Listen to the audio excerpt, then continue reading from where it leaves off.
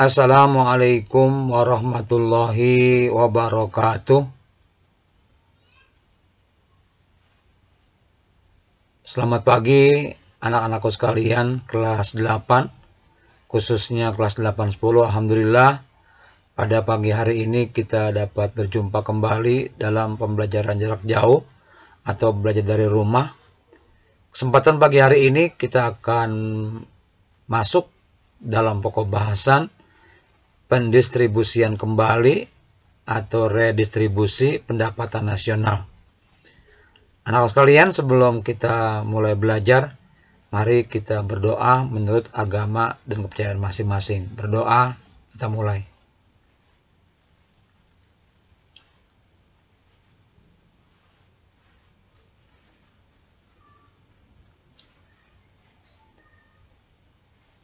Selesai.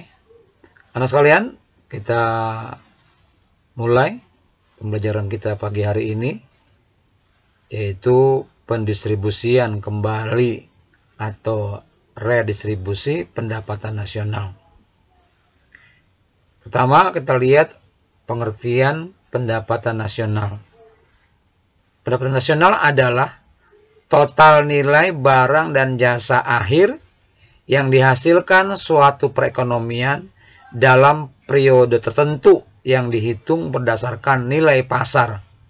Atau ada juga yang berpendapat pendapatan nasional adalah seluruh pendapatan yang diterima oleh seluruh anggota masyarakat atau seluruh rumah tangga konsumen atau RTK dalam suatu negara dalam kurun waktu tertentu, biasanya dalam waktu 1 tahun.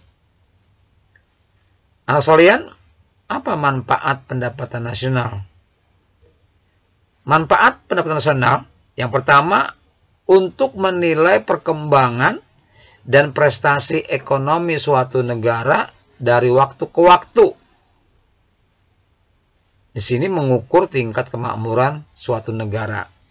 Yang kedua, untuk mengetahui pertumbuhan ekonomi dan pendapatan per kapita suatu negara. Yang ketiga, dapat membantu merumuskan kebijakan pemerintah dalam hal ini untuk pembangunan nasional. Yang keempat, dapat membandingkan kemajuan perekonomian dengan negara lain. Jadi bisa, yang terakhir itu yang keempat, bisa membandingkan antara satu negara dengan negara lain mengenai perkembangan perekonomiannya. Itu anak sekalian manfaat daripada pendapatan nasional. Ada 4 anak sekalian ya. Kita lanjut. Konsep pendapatan nasional meliputi sebagai berikut. Yang pertama ada Gross Domestic Product atau GDP atau Produk Domestik Bruto atau PDB. Pengertiannya kamu baca sendiri anak sekalian ya. Yang kedua Gross National Product atau GNP atau Produk Nasional Bruto PNB.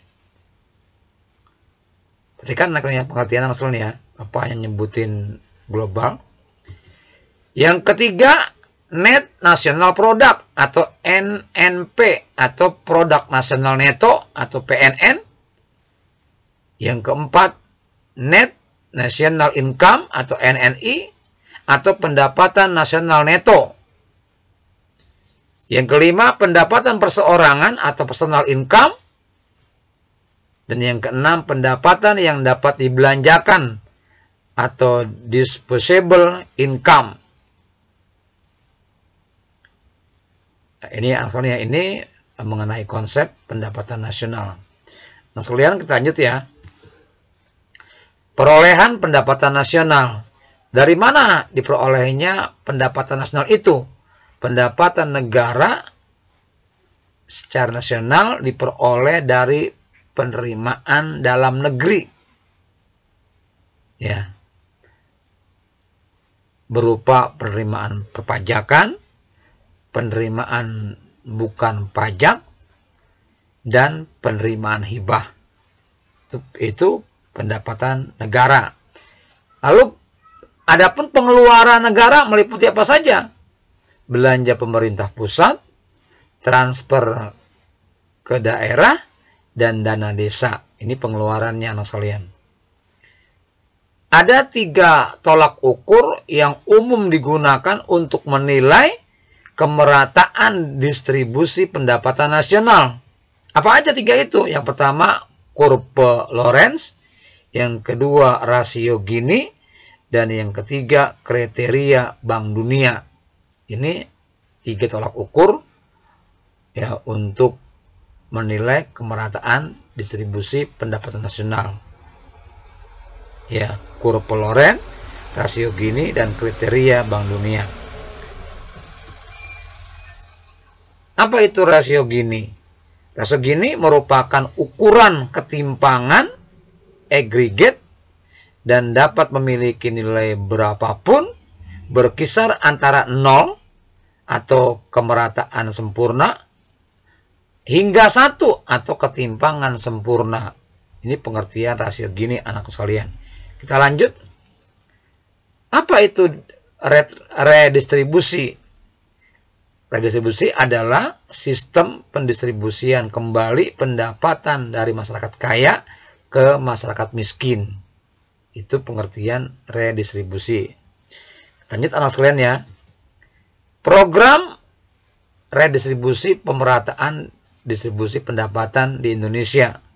Ada beberapa cara untuk ya memberikan atau pendapatan nasional ini kepada masyarakat. Ya, ada cara untuk mendistribusikan pendapatan nasional. Yang pertama, pembayaran langsung serta penyediaan barang dan jasa. Yang kedua, pemberdayaan masyarakat. Yang ketiga, pengembangan usaha atau industri kecil. Yang keempat, penerapan pajak penghasilan progresif. Nah sekalian, ini saja. Terakhir, kita tugas anak sekalian.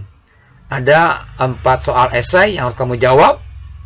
Kalau percaya, kamu bisa jawab dengan baik. Seperti biasa, setelah kamu kerjakan, kamu kirim japri ke WA Bapak. Nah sekalian, sampai sini saja PJJ kita pada pagi hari ini. Jumpa lagi di PJJ berikutnya. Rabu besok kita ulangan harian dulu ya. Ada nanti PG 10, isian 5, dan esai 2 soal. Seperti biasa kalian ya. Di sini saja. Sampai jumpa lagi di pertemuan berikutnya. Akhir kata Bapak ucapkan Assalamualaikum warahmatullahi wabarakatuh.